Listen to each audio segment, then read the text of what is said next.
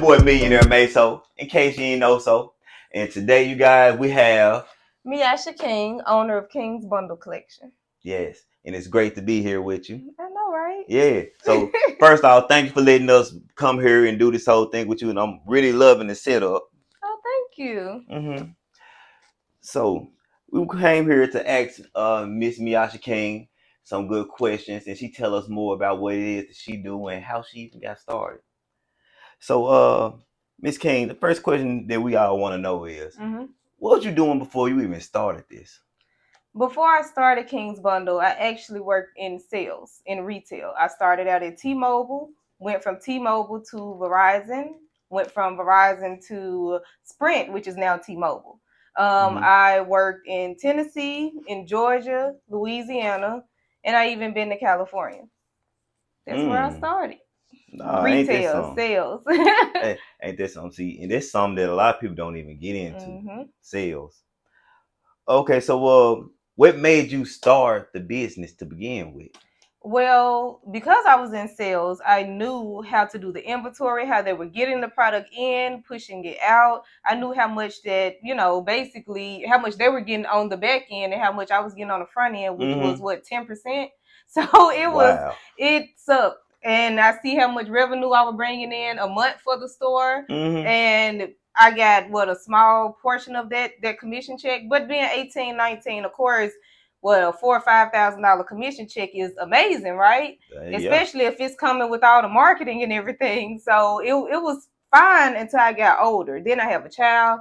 I need more money. So that's what made me say, you know what? I can actually, get my own inventory. I know how to get inventory, but I knew how to get phones. I had to work my way up to this. Yeah. Hey, you did a great job. Yeah, thank you. Yes. So what was the step that you even took to get started? To get started, really, oh my God, I went to college 3 different times.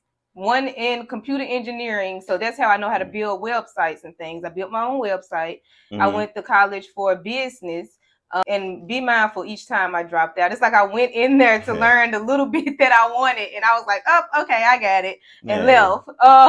And then I went back for my accounting degree to learn the actual financial side of business.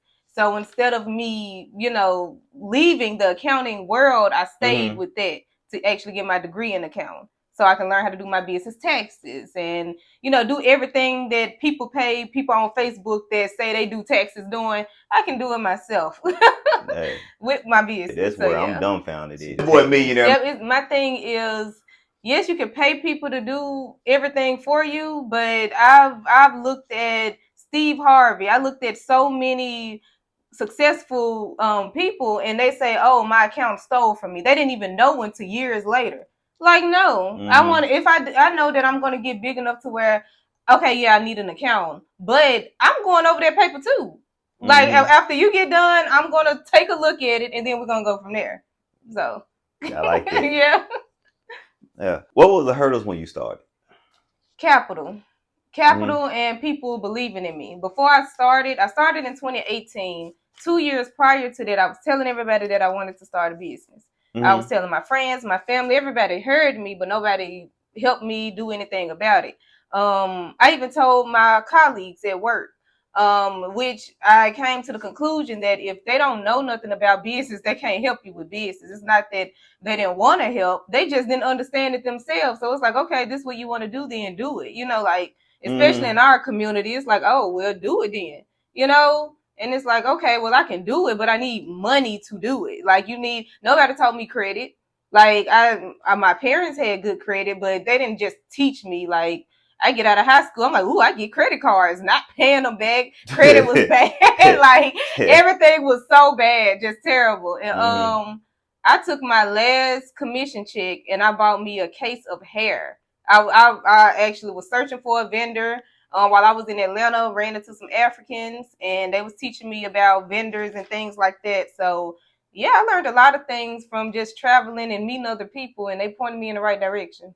See, that's cool. See, that old saying where they be like, you shouldn't talk to strangers. I talk to strangers. Yes, facts. Strangers got me this far. Yes, they usually got everything that you need. Right. Yeah, you know the good ones from the bad ones. Yeah. So, where you see yourself in the next 5 years? In the next 5 years, I hope to be fully international. Like right now, I am in Walmart. I'm in Walmart in the U.S. and I'm in Canada, and I just got approved for Mexico. I cannot speak Spanish. I went to school for French. So when I was reading that contract, I had to translate it because I didn't know what I was doing. But I plan on being international.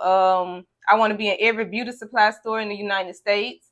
I want to be in every beauty supply store in Dubai. Like, I'm literally working on it right now. Know a few Africans that actually have their own shop there and don't mind, even teaching me more about what I already do with my cheapy product. So, yeah, it's about connecting. Man, see, that's lit. See, I think a lot of people don't realize the connection part. You got to do some talking. And you know what's funny? When I be out in public with friends or family, and I do talk a lot, even to strangers. Like, if you holding a conversation with me, I'm going to talk. And they always say, oh, you talk too much, this, and this. I get far, too, by talking a lot, because the more you engage with a person, you learn more about that person. And people don't understand this, but a lot of entrepreneurs like talking about themselves. So when you go out in public and you meet another entrepreneur, you can talk for hours, literally. Yep. See, I like this. See, I like to listen. People be dropping them gems, and a lot of folks don't even be picking them up. Exactly. And guess what? I might talk a lot, but if I meet somebody that has, doing more on a higher level than me, I be quiet. Like, you never seen me quiet before. I be silent like crazy. Yeah. I'm putting stuff in my notes. I'm up here planning a Zoom meeting. Like, oh, can we do this? Can you set me up with this person? Like, I need the help. I do not mind saying I need help, because I do want to get to the next level. I can't do it by myself. What you said, gonna need them people. Yeah. So, what advice would you give somebody who's just starting out? Don't give up. Don't listen to your surroundings, because 100%, if they're not in business, they don't know nothing about it. They can't tell you nothing about it. Even if, it's your parents, your siblings, whoever, if they working a 9 to 5 or just have a job and they making some good money, but they don't know a lick about business, don't ask them no questions unless they just know somebody that's in it and can point you in the right direction. Other than that, they're going to deter you. Going to be like, oh, you sure about that? This economy, this. Do you know that my biggest seller is with Walmart? And before I started, I was like, nobody going to buy no edge control brush from me. You can go to the beauty supply store and get that. $1.60. And I sell out like crazy with Walmart. That's crazy. That's edge amazing. Control brushes with $5 shipping. And you can go to the beauty supply store. So it's like, you just never know. So don't let people tell you that, oh, it's too many shampoo products on the shelf. Okay, but it ain't many cheapy shampoo products on the shelf. You got to be smart with it. How did you get creative? Like this is smooth, it's elegant. You know what I'm saying? So, like, how did you get all of this right here going like this? Well, let's start with the look of it. The look of it came from my best friend's sister. We've been friends since 2007, and she got an eye for detail. She's good with design, so she saw how I was designing my products, and she was like, we're going to do it this way. And I'm all for it. Like, she was like, you need to make it pop. You need to make it do this and that. And she actually have her own business, a feminine care line, which I'm setting you up with her so she can do her little spiel too. Oh yeah. But when it came down to the formula, oh my God, it took me like 2 years to actually get it down packed. Not even 2 years. I can show you my old products from back in 2020. My honey mask and avocado mask. I was literally making hair care products in the kitchen at my grandmother's house in 2020. So it took me a minute to figure out what was actually good for my hair. Like, I have 4C hair. And for one, I didn't know how to comb it. I always had a perm because I didn't care for it. And then I cut my hair actually 3 times, cut it all off 3 times, trying to, see what's the best formula for my hair. I've tried rice water. I've tried aloe vera. I was going to make some aloe vera shampoo and conditioner, olive oil. I've tried, I believe it's pronounced fenugreek. It's really good, but it is a smell to it, and I didn't like that. And then the oil made my scalp burn. I didn't like that neither. Ooh, don't need So yeah, that's what I said too. And I feel like that just wasn't good for the kids neither. I needed something that was going to be good for the overall collective. Mm-hmm. And I was just on the internet one day and I saw some women from Chad, and they were, Africans, and they were putting this powder gunky stuff on their hair, but their hair was very, very long. Like, to be, they say that we can't grow our hair, like their hair was very long. And they were using chibi powder. And I was like, okay, I gotta try this. So I actually ordered a pack from Ghana, and it worked. I cut my hair in less than, I say, 3 weeks or so. Like my scalp was itching, like new growth, like crazy. So I was like, okay, let me do my son hair. Ty's hair growing. I'm like, okay, this is working. Like, okay, let me try to put it in a shampoo and conditioner. Took a minute for the formula, took a minute for a laboratory, took a minute for all of that. You got to get it approved. You got to make sure that who's like putting the formula together is actually putting in the ingredients that you asked for. All of that. And yeah, this is how my Chibi shampoo and conditioner came. So I would say I've been working on this since 2020. I literally been working on this since 2020. Yeah, well, you came far. Yeah. I mean, this is massive. It took a minute, and now I'm in beauty supply stores.